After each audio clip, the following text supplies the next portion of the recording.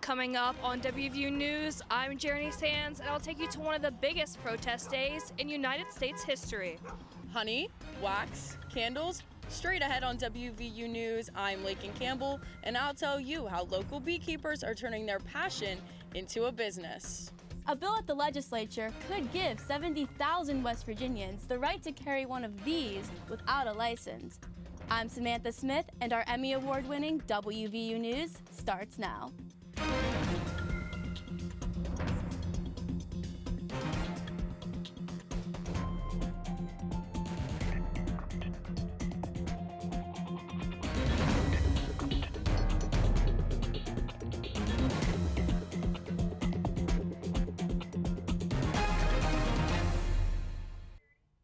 A major shift in West Virginia gun laws could impact thousands across the state, and it's already sparking debate.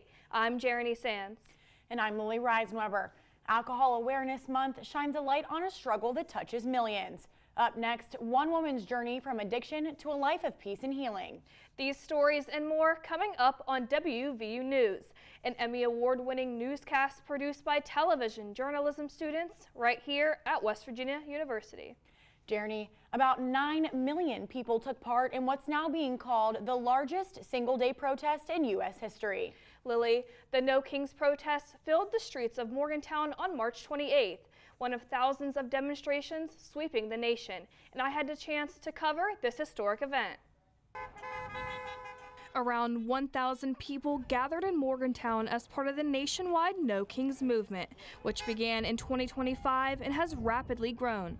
Organizers say participation has climbed from 5 million last June to 9 million now, making it one of the largest protest efforts in U.S. history. Protesters here say the movement is crucial for pushing change. And I believe that if we don't struggle, continue the struggle, we will lose everything. So we have to, whatever way we can, write, vote, talk, share, march, whatever we have to do, each of us. That's the only way we will win. The movement is focused on concerns over immigration enforcement, economic issues, and civil rights. Protest organizer says bringing the No Kings protest to Morgantown brings together local residents to rally for the changes they want. The fact that it's No Kings, the benefit of that is it's nationwide in solidarity with groups and even individuals all over the country. But this protest is a part of a much larger movement. Organizers say millions of people have participated in No Kings protests across 3,000 cities nationwide. Secret Service called STB. Not everyone in attendance supported the movement, with some questioning its purpose and effectiveness. What we see today in the news, what we see today with the actions of ICE and everything, this is the direct action of enforcing our nation's laws. If these people want to protest ICE, I see a lot of signs against ICE, want to protest Kings, right? Take it up with your congressmen and congresswomen. Whether you support the No Kings protest or not, one thing is clear. It is well attended and free of reported violence, showing a consistent pattern of peaceful demonstration. As protests sweep the nation, West Virginia lawmakers are turning their attention to state issues. Legislative reporter Samantha Smith joins us now with more. Samantha? Lily, Jeremy, West Virginia ranks near the top for gun ownership, sitting at number 3 nationwide, with about 60% of residents owning a firearm. But the number of people who carry a weapon concealed could rise as a new law eases requirements in West Virginia. Young adults will soon be able to carry a concealed firearm without a license. I traveled to Clarksburg to speak with a lifelong gun owner who says he's concerned about the change and the loss of training requirements that comes with it. For Nate Romano, a native of Clarksburg, gun safety has always been the #1 priority. Anytime we went to do anything with guns, whether it was just shoot recreationally, target practice for hunting, or go out hunting, it was always safety was the paramount thing. It didn't matter whether we got an animal or hit the target or anything like that. It was always safety. Romano spent his whole life around firearms, gaining the necessary training when he was young. I took my West Virginia Hunters Safety Education course at 4.5 or 5 years old, so pretty much from the time I've been physically able to be around, hold, and shoot guns. I've been doing that. But for young adults, gun safety measures are changing thanks to a bill passed in the legislature this year. For years, there was a step between owning a gun and carrying it concealed. A 5-hour safety course for 18 to 21-year-olds at ranges like this. Now that step is gone.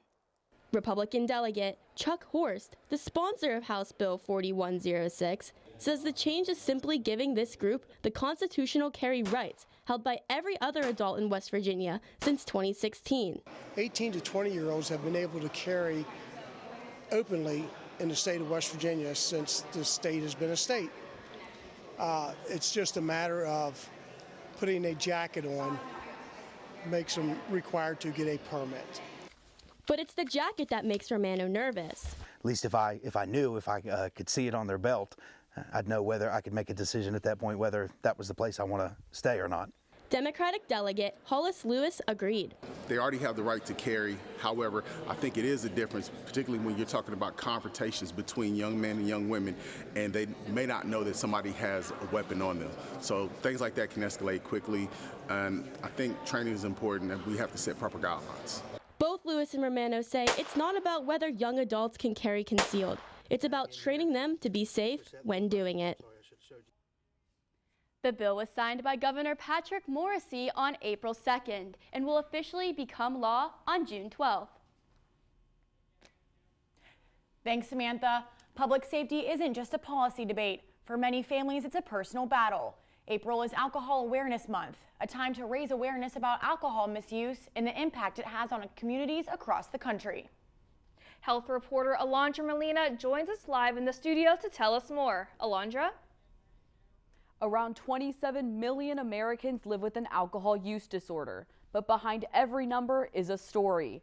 I met one young woman who faced alcohol addiction and is now finding peace in her life and hopes to inspire others with her story. It's loud, it's sweaty, but that's exactly where Farah Ahmed wants to be.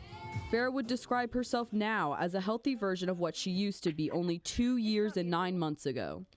I could barely eat. I was like not working out at all. I was mentally so sad, and so like I just felt so alone until I could go out and drink and party with my friends and like get a drink in me. A far cry from where Farah was only 995 days ago. I feel so much closer to myself than I ever have. Like I trust myself. I always know what I'm saying or doing, and I still go out and I have so much more fun because I'm present. And it was only 2 years and 9 months ago where Farah says her routine looked very different. I just totally felt like I lost my sense of self or my identity. Like it was all around drinking all the time. Farah isn't alone. Health officials say one of the biggest problems with alcoholism is not drinking alcohol every day. It's binge drinking. That means drinking 4 or more drinks a day if you're a woman. Think about the last time you went out. Did you stop counting after 1, 2, or did you stop counting after a few? According to the CDC, in West Virginia, 1 in 5 adults report binge drinking. Alcohol Awareness Month is about moments like this, just stopping to check in. More than 20% of Americans admit to binge drinking because it's a part of their societal norm. But addiction therapist Laura Lander says that's a mistake. Is also almost more dangerous because of the acceptance of alcohol use, because of the legality of alcohol use, and that it's really accepted in our culture, not only to use alcohol, but to become intoxicated. For Farah, drinking because it was a social norm in college is what led her down the path of alcoholism. Learning to live inside of your head can be so uncomfortable, but learning to numb without a substance like alcohol is also so rewarding because you can like feel it fully. Now, 2 years and 9 months later, Farah says she stays sober by being more active and taking care of her mental health. It's such a privilege to be full of joy, full of sadness. Like it's the balance of both the good and the bad that makes the good so much better, which I think is something I didn't even know life could get this good. Hey now, hey now. Farah says she now lives a simple life, playing her guitar and running the Morgantown Walk Club. Excessive drinking contributes to roughly 660 deaths each year in West Virginia. Farah hopes her story can inspire hope. Recovery from addiction is possible. If you or someone you know needs help, please call the number at the bottom of your screen or visit findtreatment.gov. Thanks, Alondra. While some stories highlight personal struggles, others showcase new opportunities. In West Virginia, beekeeping is becoming more than just a hobby. It's a growing business. More than 80% of our food depends on pollinators. And here in West Virginia, beekeepers harvest roughly 250,000 pounds of honey each year. Lakin Campbell joins us now from Studio B with more. Lakin? Thanks, Jeremy. Lily. In Morgantown, a new kind of buzz is spreading from backyards to farms. Beekeeping is growing across north central West Virginia as more people step into the world of honey production, with honeybees contributing more than $15 billion to U.S. agriculture each year. Local groups are helping the next generation of beekeepers take flight. A low hum fills the air. And just beyond the hives, thousands of bees are hard at work. But the honey they produce doesn't just stay here. It ends up in jars, candles, soaps, and sweet treats you'll find at markets across West Virginia like this one. Other than just pollinating, we can get honey, we can get natural antibiotics out of the hives, so there's so many different products from the hives other than just honey. And because dozens of the products and foods are used nationally, beekeeping has been buzzing with new interest.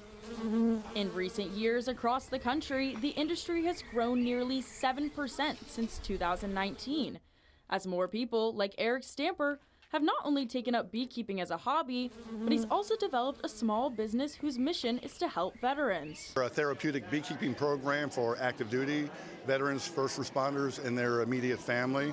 There's a lot of benefits to beekeeping from an agricultural standpoint, as well as a therapeutic and economic standpoint. As the honey industry grows to over $9 billion globally, products like these help fuel that demand, all created from the work happening inside the hive. Each hive can hold tens of thousands of bees, working together to produce the honey you see on market shelves, and every drop starts here. And for Elisa Foster, she says it's not just about the sweet taste of success. Of course, we have resources for all our local beekeepers to come in and do what they need to do, extract honey, treat bees, anything that they may need to do. So we try to provide that for the local beekeepers. In fact, about 70% of small-scale beekeepers in West Virginia say they break even or turn a profit within their first 2 years. But for Eric, the reward goes far beyond the money. There's a lot of camaraderie in beekeeping, and so it's always important to join your local beekeepers association to get that additional training and that teamwork with your peers. And that's the real recipe behind success. Every product carries a deeper meaning. It's a connection to nature, to community, and to generations of beekeeping knowledge.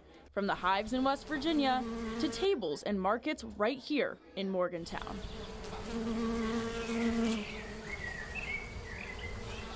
And the buzz around local honey is growing. Demand for natural, locally produced products continues to climb, with the U.S. honey market bringing in more than $1.5 billion in revenue last year. Local beekeepers say their contribution is about more than selling honey. It's about building community and reminding people just how much work goes into every jar. Jeremy, Lily, back to you at the Waterfront Studio. Thanks, Lakin. Coming up, it's more than robots. Kids are building skills and friendships at the West Virginia Robotics Championship. That story and more after the break. Here at the State Robotics Championship, it's more than just about building a robot. I'm Lily Reisenweber, and coming up on WVU News, I'll tell you how students are building confidence with their teams. What happens when you can't hear this sound? I'm Reagan Dusman, and after the break on WVU News, a group of students is redesigning the driving experience, making sure no one gets left behind. Hi, we're WVU. You probably know us for screaming. And yeah, we're pretty good at it. But here, it's more than a chant. It's our celebration of innovation. Let's go. Our rallying cry for community. Let's go! And honestly, it's just our way of life. So whether you're chasing big dreams or just chasing sunsets. Let's go!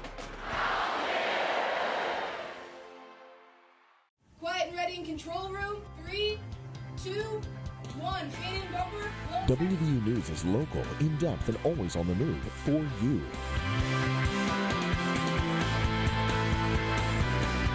And it's always on YouTube, on the web, and on the Reed College of Media website.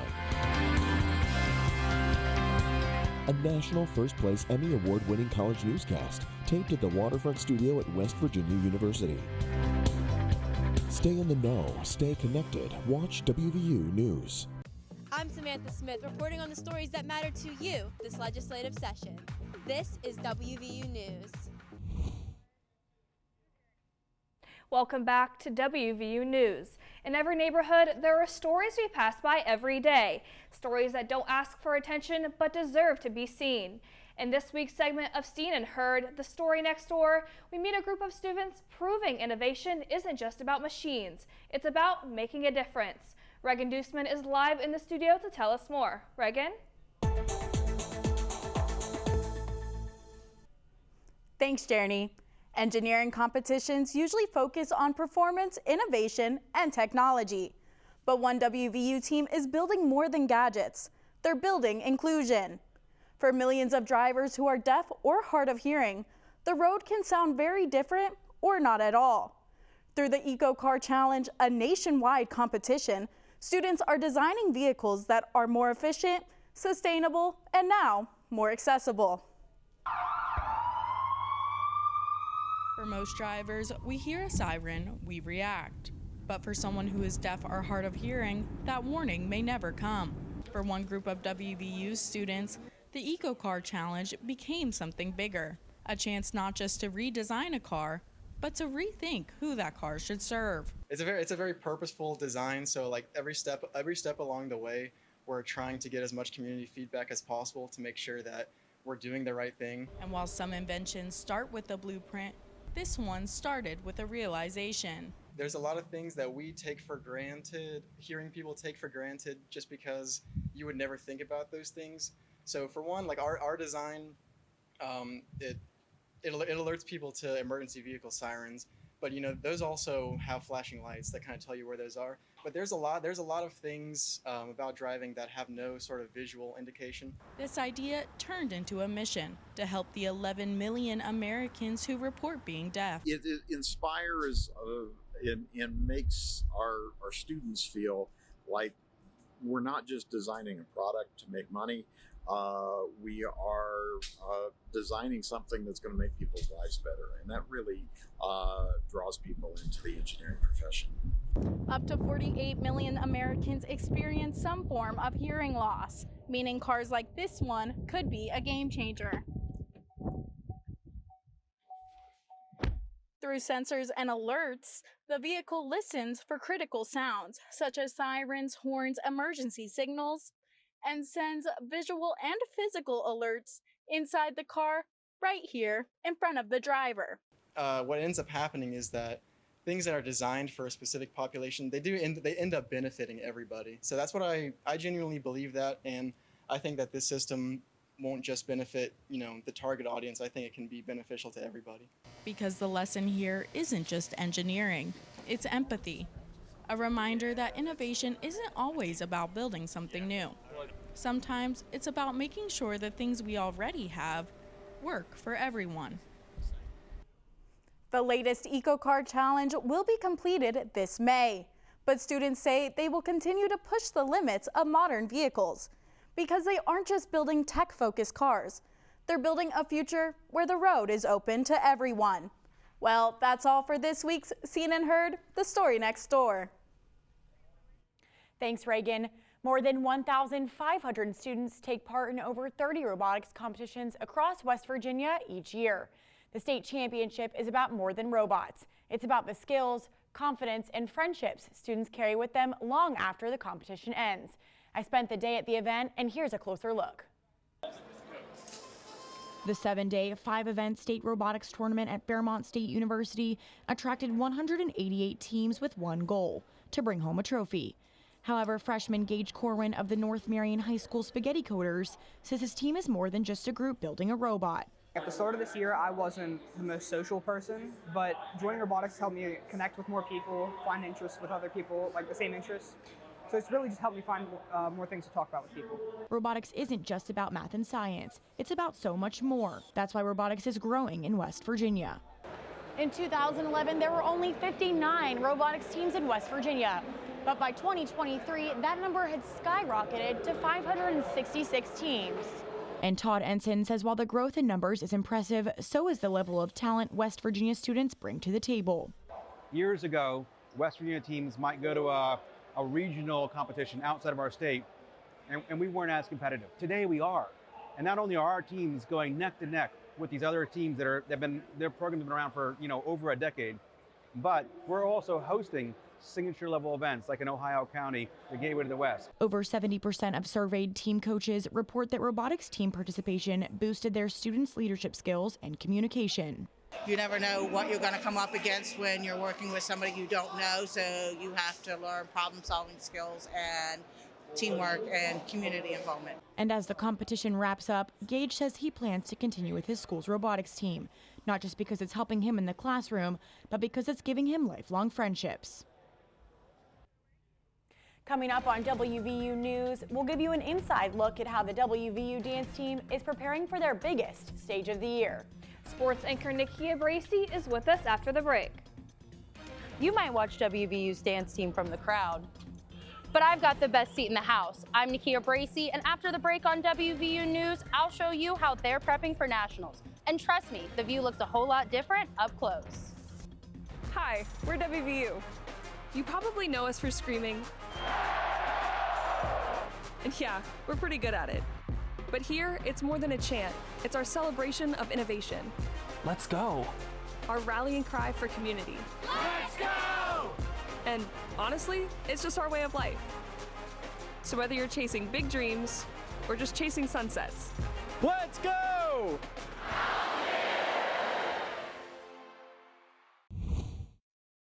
I'm Lily Reisenberg, your education reporter here at Fairmont State University, where students are putting their skills to the test at the West Virginia State Robotics Championship. This is WVU News.